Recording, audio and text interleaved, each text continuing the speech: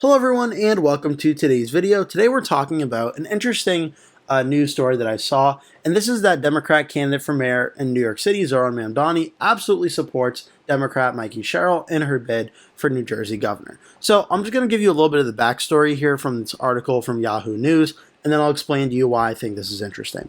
This article from Henry Rosoff from Friday, August 8th, says that Democratic nominee for New York City Mayor Zohran Mamdani has said he supports Representative Mikie Sherrill in her bid to become New Jersey's next governor. Now, much has been made about who is and not endorsing Mamdani, a 33-year-old Democratic socialist who currently represents Queens in the New York State Assembly, while some have waffled on supporting him. Mamdani said in a new exclusive interview with PIX on Politics that he absolutely supports Sherrill when he was asked directly. The definitive support for Sherrill by Mamdani comes despite many establishment Democrats, like House Minority Leader Hakeem Jeffries and Senate Minority Leader Chuck Schumer, both New Yorkers, still declining to formally endorse him. Sherrill herself has waffled. Immediately after Mamdani's primary win, she said, "If he's the Democratic candidate, which it sounds like he is, I assume I will support him," the Democratic nominee for New Jersey governor said to NBC Philadelphia. A month later, on PIX 11 News, Sherrill said, "I have not weighed in. I have not made endorsements in New York because I'm running in New Jersey."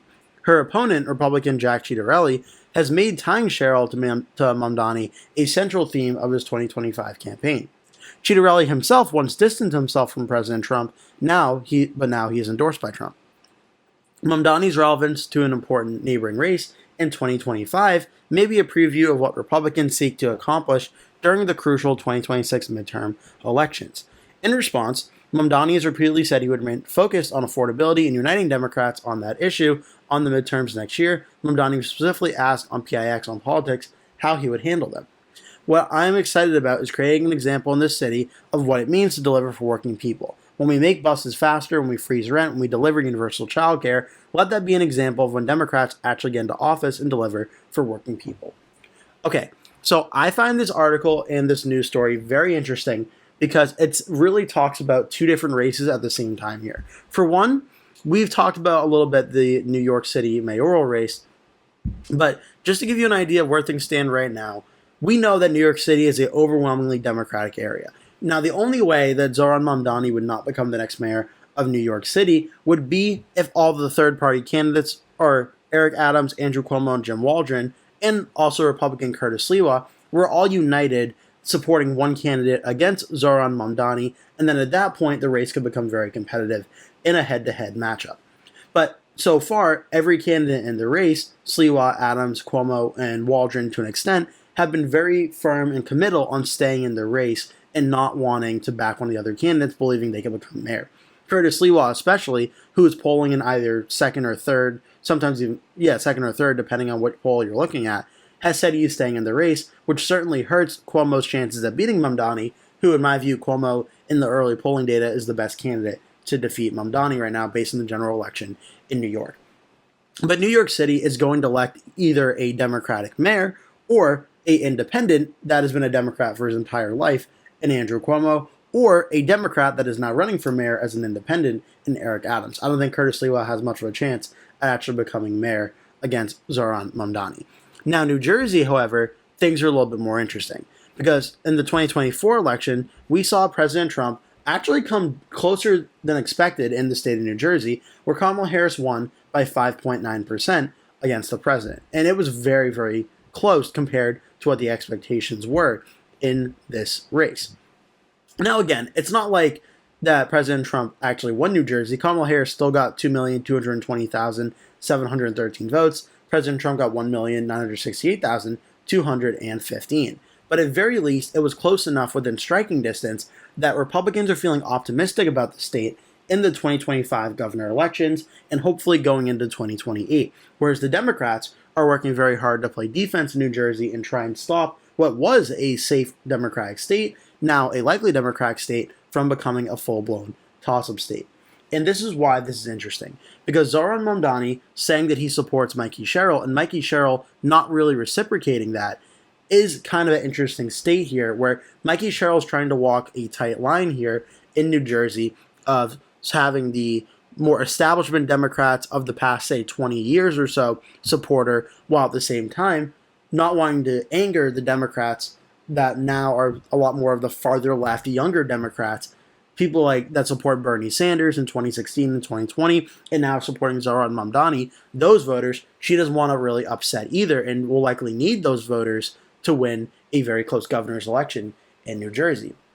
Now, again, you see specifically here a lot of areas President Trump made improvement on, like in southern New Jersey with Gloucester County, Salem County, Cumberland, Cape May, Atlantic, and then into the Republican counties like Ocean County, Monmouth County, but also some key suburban counties like Morris and Passaic. But a very key area up here, we have Bergen County and Hudson County, which are not too far away from New York City, where the New York City mayoral race, depending on how the TV networks and TV zoning areas work and such with that, may be getting some commercials and mentions from the New York City mayoral race. So to see Jack Ciattarelli trying to tie Sherrill to Mamdani is very interesting in terms of election strategy.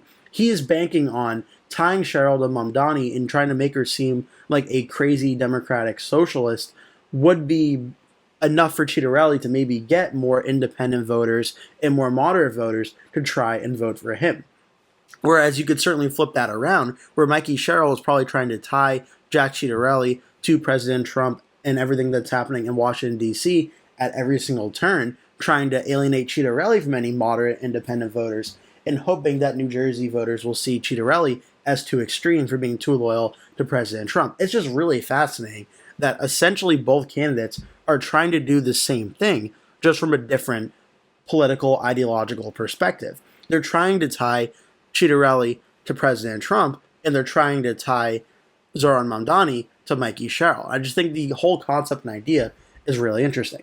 And that obviously adds to what's already a very competitive election in the state of New Jersey, where in 2021, the governor's race between Phil Murphy and Jack Ciattarelli that time was only a 3.2% margin of victory for Phil Murphy. Now in 2021, that was during President Joe Biden's term, and historically speaking, the party not in charge of the White House does very well in these elections, though New Jersey was seen as more of a reliable blue state. This was certainly a surprise electoral or election result than was not really expected. It was supposed to be around a double-digit win for Phil Murphy, and Jack Ciattarelli ended up only losing by 3.2.